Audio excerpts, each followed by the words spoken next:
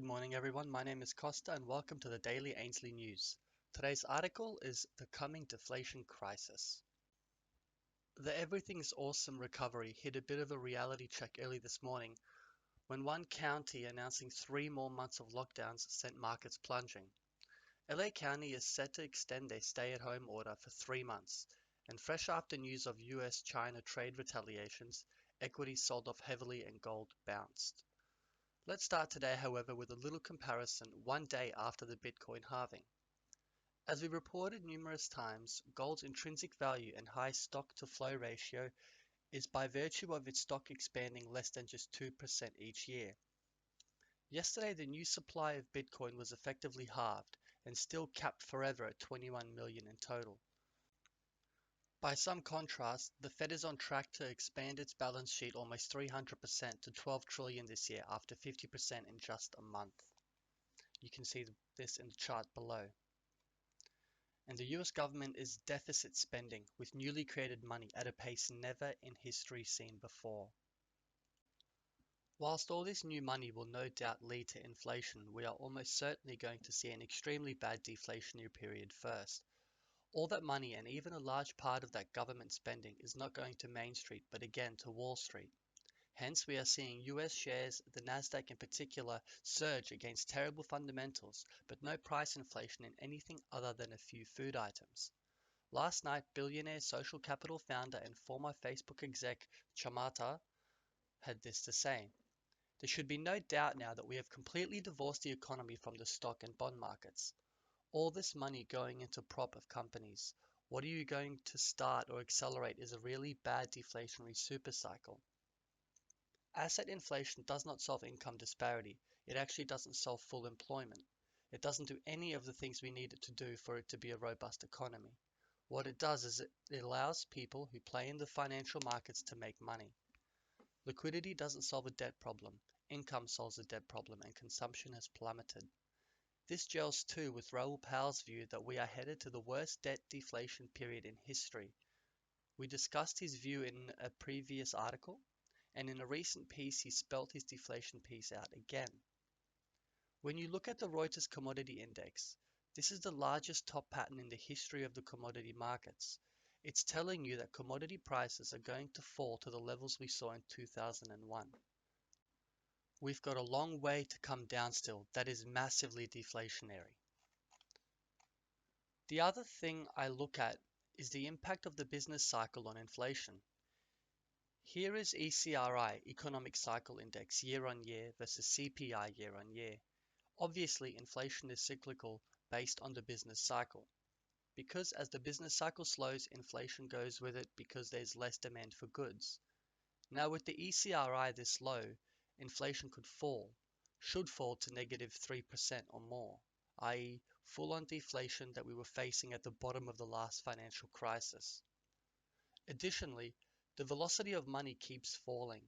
Banks are hoarding, money pockets are swelling, and households are pouring money into their savings to try and give themselves any cash buffer they can. Without that velocity of money, I don't see how you can generate demand-based inflation. And here is the clincher for what will trigger the debt deflation. When you've got huge debts, the largest debts the world has ever seen as a percentage of global GDP, we've never been here before. Then you show me deflation across the world, which is looking like it's going to be -2, -3, -4, -5. Then we get to rates. 10-year rates are about 0.6%. When inflation goes to -3, that puts real rates at 2.4. Real rates at 2.4 is higher than it was after the Fed tightening before the bubble burst in 2007 and 2008.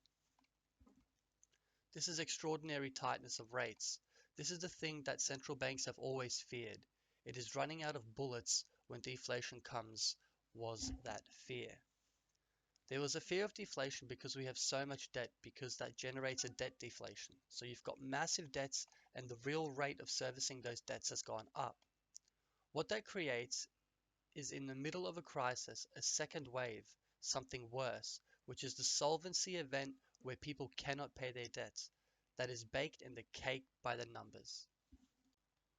If the business cycle stays negative for an extended period, then we've got an extended period of deflation to deal with and an extended period of positive real rates that are huge, higher than it was before this cycle started too, back in 2016 and 17 after the Fed raised. Can you imagine what that does to this? If you look at the chart of Fed funds, they've been trading like 10 years in a channel, like 10 years. They look like they're going negative. These look like they're going negative too. Negative 2% Fed funds. Does that happen? I don't know, but it's certainly possible. Raoul concludes that US Treasury yields are almost certainly going negative as they will have no choice but to do so to bring those real rates down. Since the report, and as we have reported previously, the market is already pricing this in and soon. His call appears to be playing out already. The other consequence is that this drives up the US dollar in his view as companies scramble to pay off those dollar debts. Banks stop lending as much as it becomes more restricted in supply of dollars. He lays out, that concerns me, because the dollar going higher sets up a deflationary doom loop because the dollar goes up. It drives down commodity prices. It drives down the cost of imported goods in the United States. It generates deflation. It's like a deflationary wrecking ball, and it creates more of that debt deflation dynamic that we so fear. So that might have traditional gold buyers nervous. After all, gold loves inflation and tends to be negatively correlated to the USD. So why does Pal say his perfect portfolio is 25% physical gold and 25% USD, 25% Bitcoin, and 25% trading opportunity? He's still bullish on USTs for a little while. Pal explains why this is so bullish for gold. I think bond yields start breaking lower.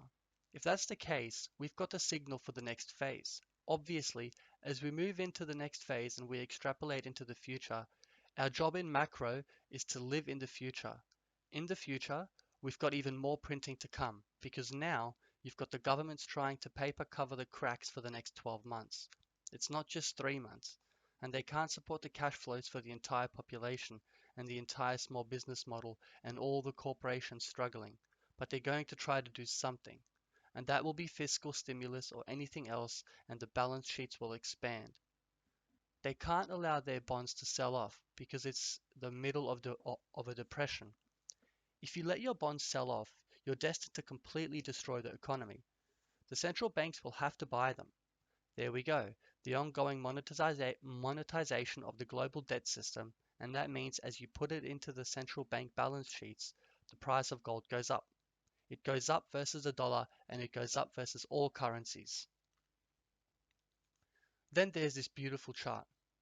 It's again a cup and a handle information. It's probably a bit deep, big to be a real cup and handle information, but I think it still makes sense. This is the inflation adjusted price of gold. The inflation adjusted price of gold breaches 8.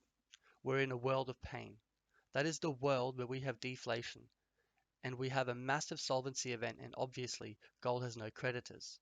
Keep out of the ETFs if you can. Own physical gold is extremely important thing to do at this phase. Don't have any liability to anybody. Own stuff that you can own yourself and nobody has a claim on it. Physical gold, nobody has a claim on it. In an insolvency event, a debt deflation, you want things without a claim on it, and that bring me on to Bitcoin. Bitcoin is another asset that nobody else has a claim on. You own it. Put it in your cold storage wallet, something like Ledger Nano X, and then it's yours. You own it. Nobody can touch it. At this point, we're going to be going through the halving. It's happening while you're watching this. That halving could be the event. As a recap of that earlier article linked previously, Powell sees this as a three-phase event. First is the liquidation phase, which we saw in February and March where everything sold off and central banks and governments started flooding the market with liquidity to stop it. Then there's the hope phase that we are now in, based purely on narrative and belief stimulus will somehow overcome reality. Above, he is talking about the next phase, the insolvency phase. The debt deflation phase, which you will recall he described as the biggest insolvency crisis of all history. Beware getting caught up in the hope phase narrative yourself. That's the news for today, and we'll see you guys tomorrow. Have a nice day.